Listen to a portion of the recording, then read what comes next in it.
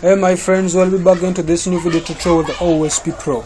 In this video I'm going to show you how to use functions with node.js and our CMD.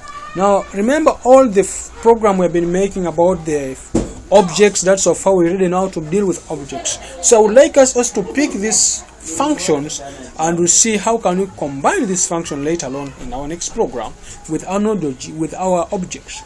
So let me just start from something simple. Now what's a functions? Functions, they're like methods on how to bring up forth a program. You get? Bring forth a program. So if I say a function, sorry for that. So if I say a function, then I give the function name, maybe add now. You get? If that's the function I'm trying to raise in the program, then I have to bring here maybe x and y. I'll explain them to you guys. That's what we have. Let me just try to explain this fact to you. We said the function. Now function you write as a function. Then add num is like a method.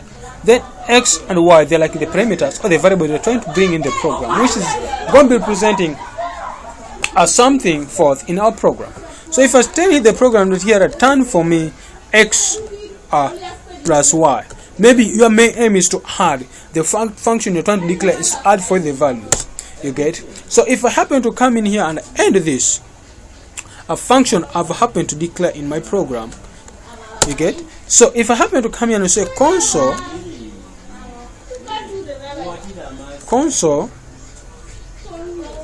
dot log, then I come in here.